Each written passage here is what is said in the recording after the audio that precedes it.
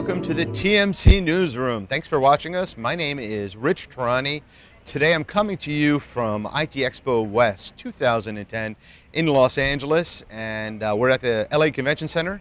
On our program is Dan Warren, PhD, the Senior Director of Technology at the GSMA.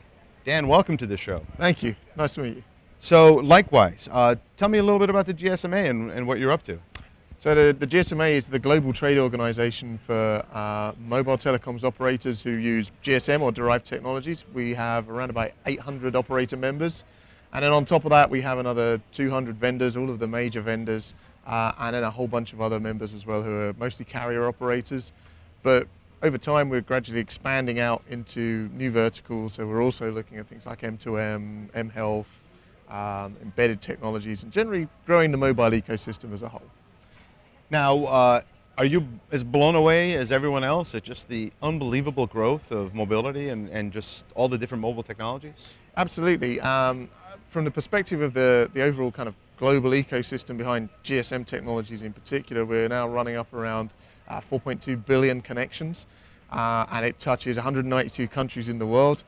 And what we're seeing now is that there are two major growth areas. There's the developing markets, and so still adding people in communities around Africa and some of the more developing markets in Latin America and Asia. But the second part of that is around mobile broadband. And mobile broadband right now, from an HSPA perspective, is at 320 million connections, and it's adding in excess of 15 million connections per month. So that's a real major growth area right now.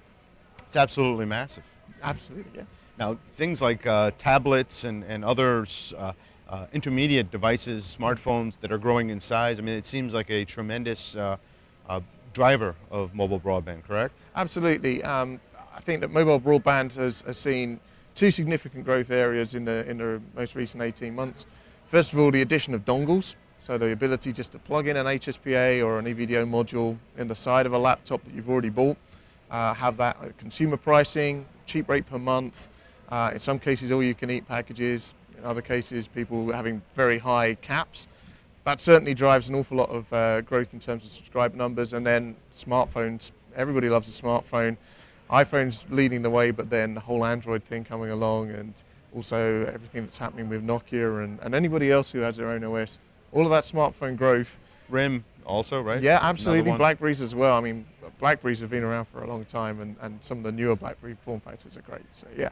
Yeah, it's amazing. So LTE has become a really hot button in the wireless space. What are you seeing there? For LTE, we've now got 6 networks live. Obviously, Metro PCS is launched in the US, but there's a whole bunch in Europe which have already come online, with TeliaSonera at the back end of 2009 leading the way. We're expecting around about 20 operators live by the end of this year, and another 130 network operators committed. But from the perspective of LTE as a whole, because it has all of the major mobile operators in the world signed up, and backing that as a technology is a natural evolution beyond where they are today. We don't see anything else really existing in the 4G space in terms of overall global scale.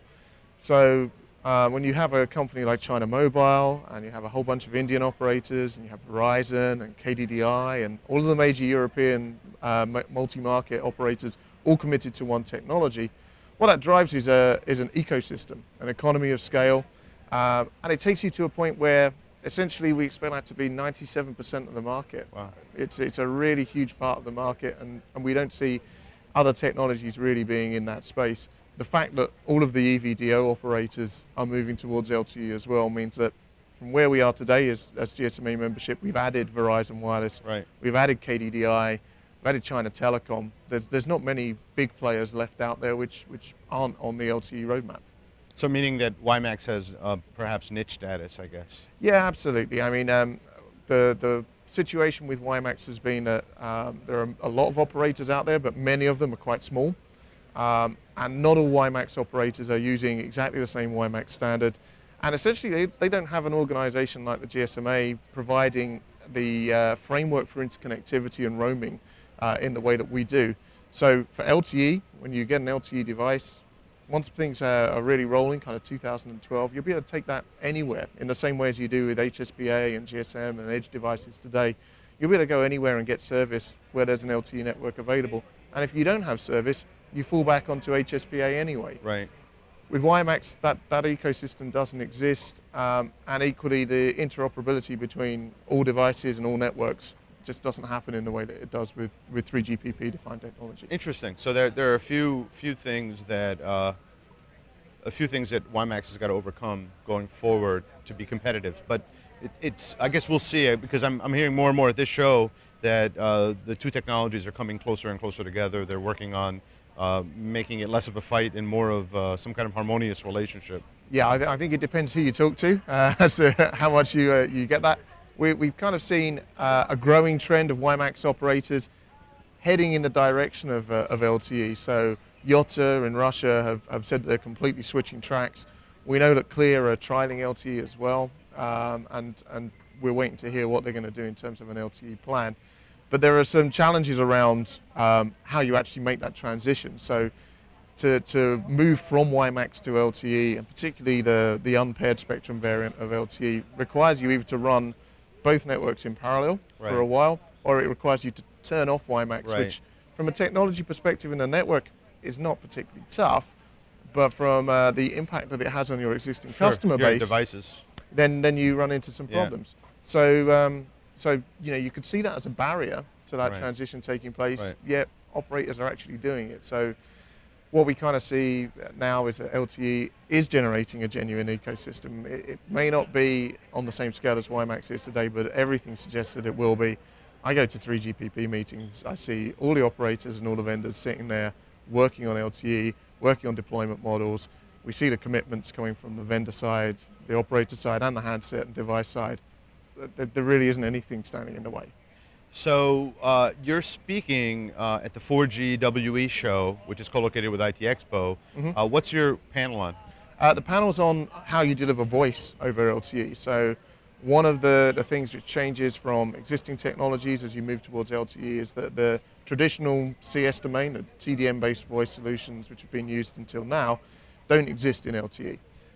So about I guess 6 months, 9 months ago, it became clear that we needed to do something to define an interoperable way of delivering voice for LTE, and GSMA has taken that up. We launched an initiative at the Mobile World Congress in February in 2010, which was backed by all the major industry standards organizations, the operators and the vendors, to define how voice works with an IMS-based solution. And I guess what we're going to talk about here is give people an update on where we are. So right now we have the interface between devices and networks defined and completely nailed down and documented. We have interconnect defined, and the only part which is now missing is roaming, which we're working on. We have the architecture pretty much finalized, and then it's just interface definition. Well, that's great. Thanks for being here. Good luck with your panel, and nice to meet you. And you, absolutely.